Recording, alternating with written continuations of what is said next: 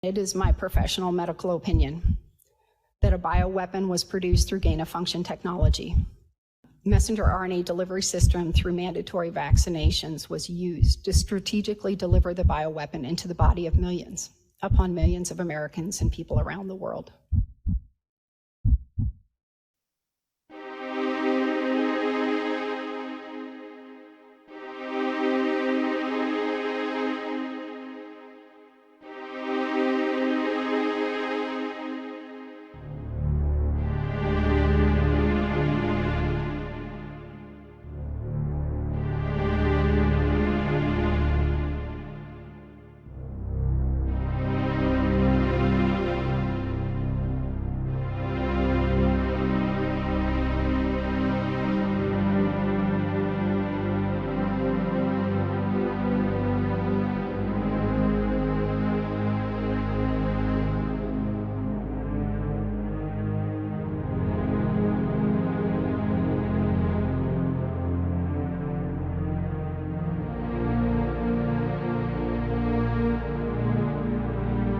Members of Parliament and ladies and gentlemen, as introduced, I'm Dr. Peter McCullough. I'm a practicing internist, a cardiologist, and epidemiologist, and I've been completely dedicated since the onset of the pandemic to doing everything I can to help each and every patient. These are my observations, and this is my analysis. There have been two waves of injury to the world. The first has been the SARS-CoV-2 infection, which preyed upon the frail and the elderly.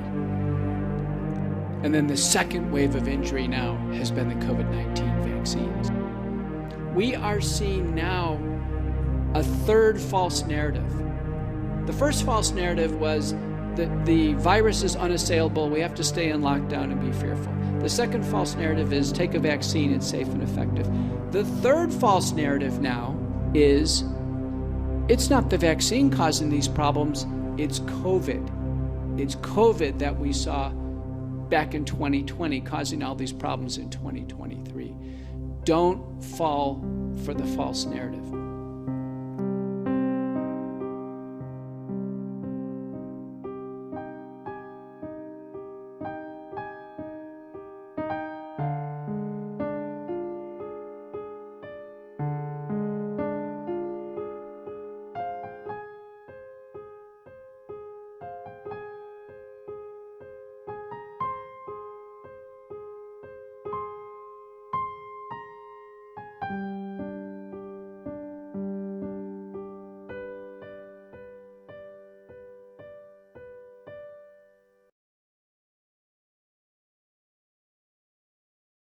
When doctors come out of their trance, they are in a vaccine trance right now. They are in a different zone. Doctors, when I look them in the eyes, they look cloudy. They look foggy, like they know something's wrong. They know they're doing something wrong. They're kind of disturbed, but they can't seem to come out of their trance. We have what's called the Trusted News Service. I hope everybody understands this. We have an overt censoring program that all the major media signed on to at the beginning of December. And the agreement was that they were going to mass promote the vaccine and they were going to suppress all information on treatment and on vaccine safety.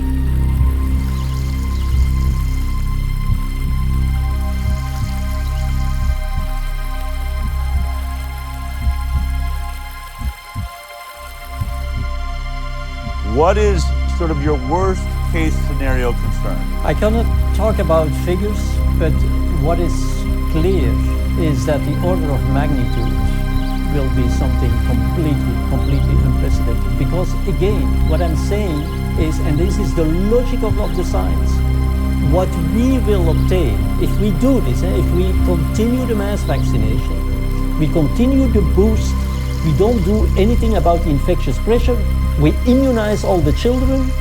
I mean, if that is not going to be a catastrophe, you can put me in jail.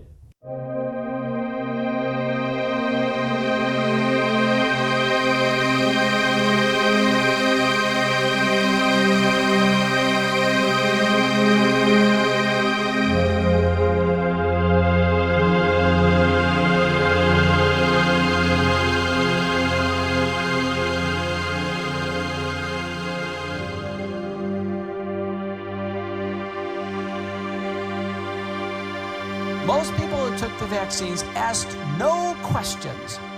How long is it going to stay in my body? Where does it go?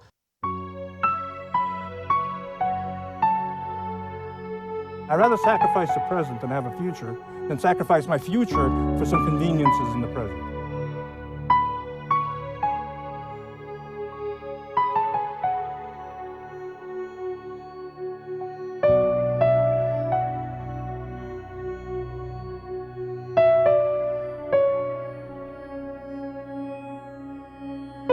In the 1960s, we had the RSV vaccine. It killed the children it was given to.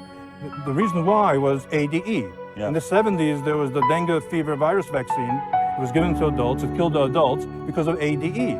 And then historically, all the coronavirus vaccines, all of them, have demonstrated ADE in animal studies. Yes. So now we're deploying something that has the potential of killing a large percentage of the people that are getting the vaccine, and everyone's okay with that?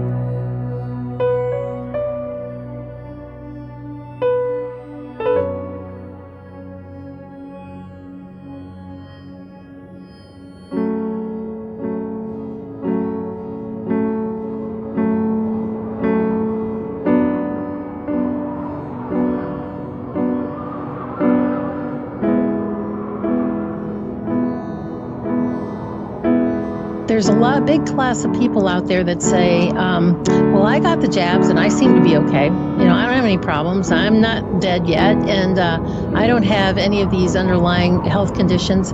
And my response to that is, well, you perhaps fall into category 3, which is autoimmune diseases, because it can take months to years for autoimmune diseases to really ramp up and become a real problem. Yes. And early on, I spoke to a couple of immunologists who said to me, you know, Sherry, we are in big trouble. For the next 10 years, within the next 10 years, we're going to see rampant autoimmune disease unlike anything that we've ever seen before. So that's, you know, so now we've got sudden death, a big ramp up of deaths within 3 to 5 years, ongoing more slower kill-off factors up to 10 years. And then category 4 is some of what you mentioned about the turbo cancers that are happening primarily in leukemias, lymphomas, breast cancer. You see it also in prostate cancer. Those are some of the top 4. You also see the big infertility problem that has happened, and that's happening all over the world because the spike protein gets involved with the ovaries and testes in young people. The myocarditis, which has become common, and we talk about it commonly now.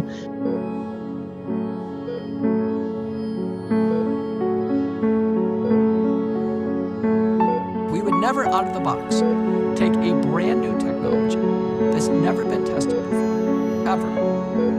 And we know that the vaccine technology produces the dangerous spike protein. It produces the Wuhan spike protein, the spicule on the ball of the virus itself, which damages blood vessels and causes blood clotting, and all of them do. We would never unleash that into a pregnant woman's body. Americans have to understand something is very wrong what's going on. What's going on now in the world, these are examples, are clear-cut examples of wrongdoing that is at such a high level.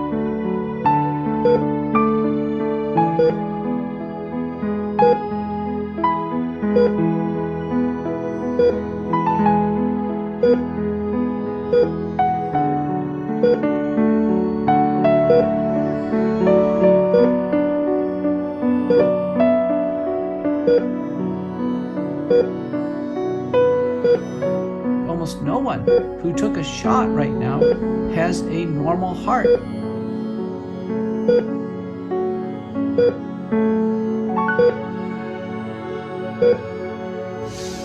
I have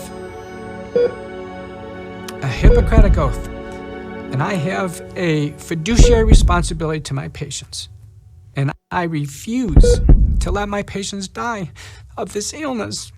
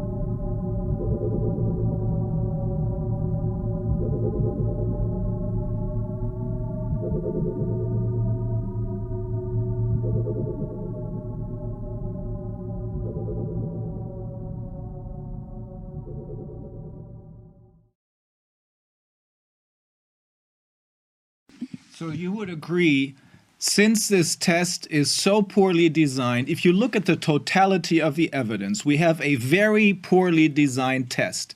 We have no cases before the test was publicized.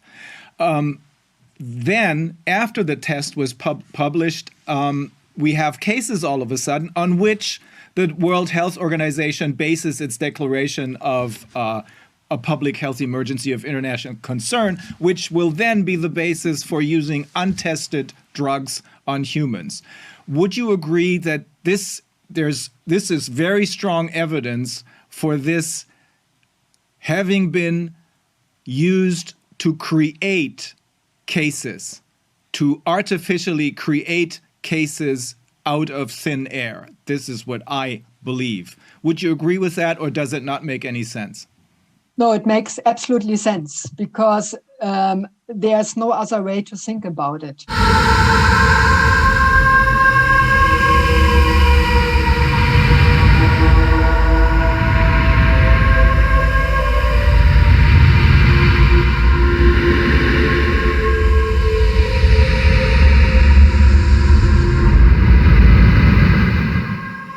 We're seeing a medical tyranny being set up, not just in the United States, but worldwide under the UN and the World Health Organization. Who's behind all this? The Bilderberg Group. They want a planetary dictatorship so they can carry out their forced depopulation agenda, and they want to do it through the medical system. And that's why vaccines are so important.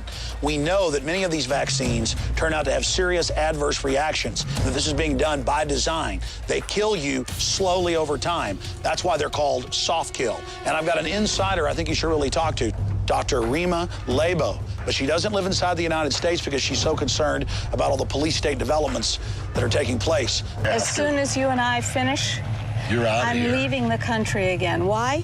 Because in a very short time, not today, not tomorrow, but very soon, we'll be facing compulsory vaccination under the mistaken term of voluntary vaccination.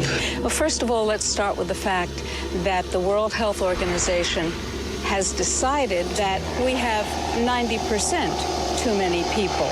The World Health Organization has been working since 1974 on vaccines to create permanent sterility. This process has already been ongoing. To make matters worse, we know that the vaccines that were illegally approved by the FDA contain a substance called squalene. Squalene, an organic compound used in vaccines to stimulate the immune system and increase the response. If I inject you with squalene, your immune system will attack the squalene, but then it starts attacking all of the parts of your body. What does that look like when you meet a person to whom that is happening? It looks like Gulf War syndrome. It looks like every joint in the body swollen and intolerably painful and immobilized. This is in these shots they're going to give us? It's in some of them, but the U.S. government has a trick up their sleeve. They will induce a pandemic using the nasal mist vaccine, which is a live attenuated virus. That means that if I take it, I can infect you. You're going to get the flu. Everybody around us is going to get the flu.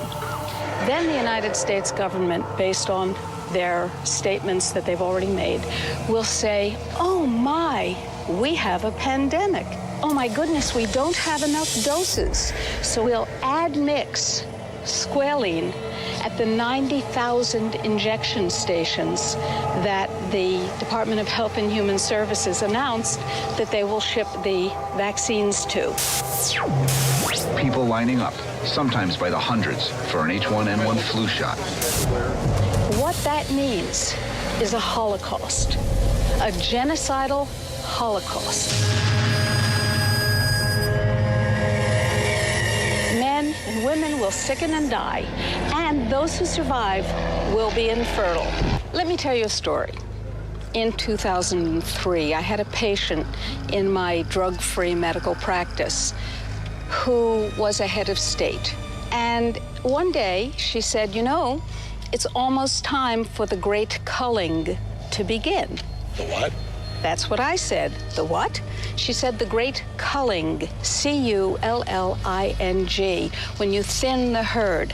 I said, what are you talking about? She said, it's almost time for the useless eaters to be culled. And she said, those are the people who are consuming our non-renewable natural resources. I said, who are the people who make this decision? She said, we, the aristocrats.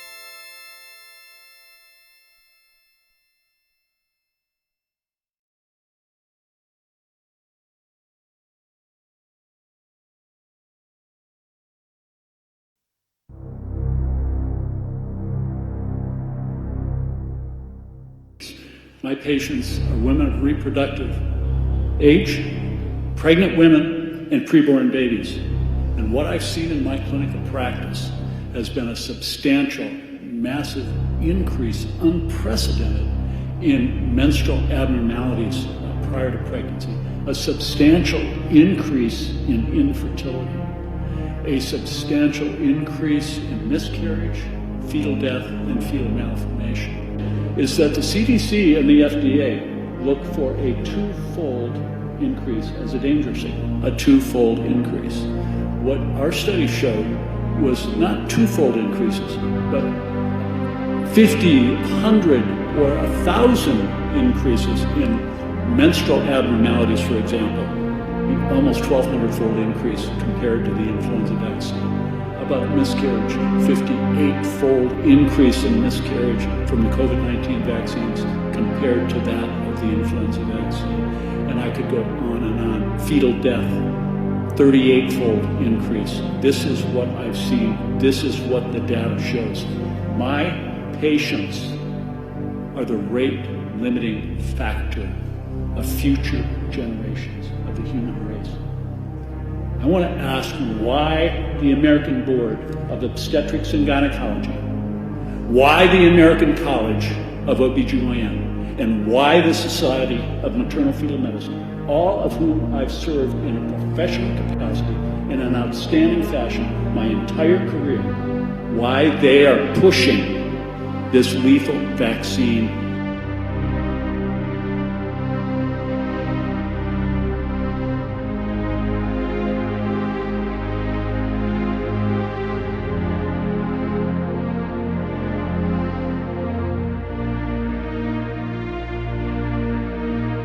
Jessica Rose provided the underreporting factor, very carefully crafted final opinion that there's probably a factor of 41 times underreporting.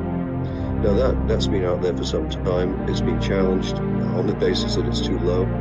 That number was then used by Peter Halgren, who collated all government statistics globally. Just what government has said, people have died from the vaccine. He collated them all, and he multiplied the number by 41.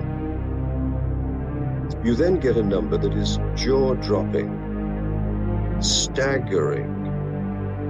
You get a number of global vax-related deaths of 20 million, big M. And you get 2 billion, big B, global adverse events of significant nature, such as heart attack, strokes, and pulmonary embolism. Now, those kinds of numbers are just, you use those numbers and you run the risk of being automatically dismissed because they seem so outrageous. But they are hardcore numbers that are being hidden.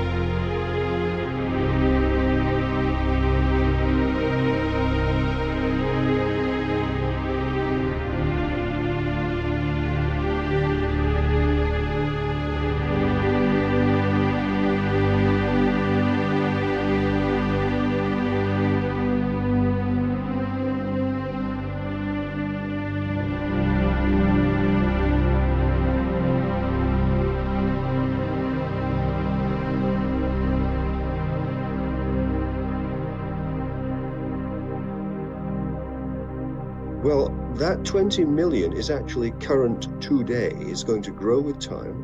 It does not include stillbirths. It does not include deaths due to ventilator abuse, remdesivir and midazolam. It does not include the fact that people were not investigated for early cancer for the last 3 years and are now dying because of it.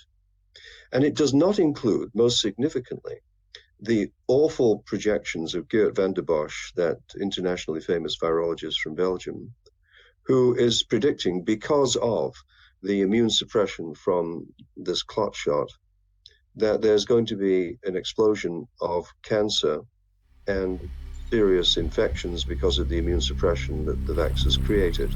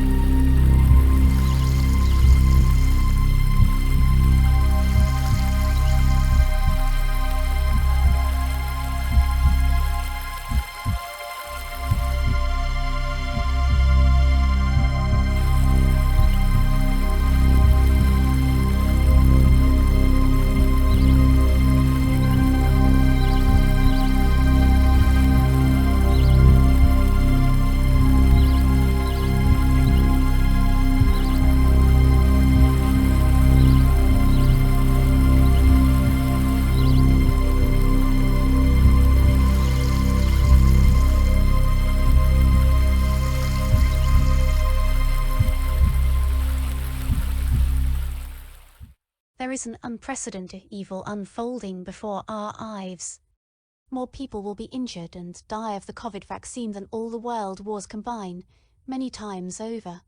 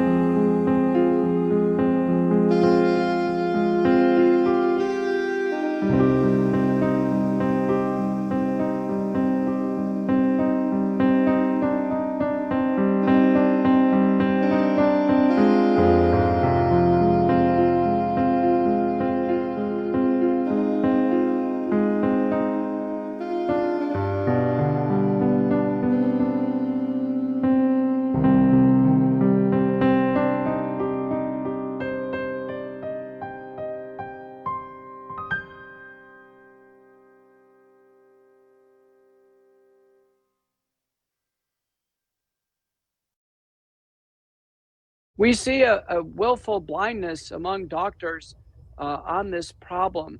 You heard the vignette of the boy, and they asked him, did the doctors recognize that it was COVID-19 vaccine-induced myocarditis? He goes, well, no, they thought it, but they wouldn't admit it. The majority of doctors took the vaccines themselves, and the doctors can't psychologically reconcile that they themselves took the genetic code for the potentially lethal and damaging protein, the spike protein of the coronavirus. The doctors can't psychologically process this.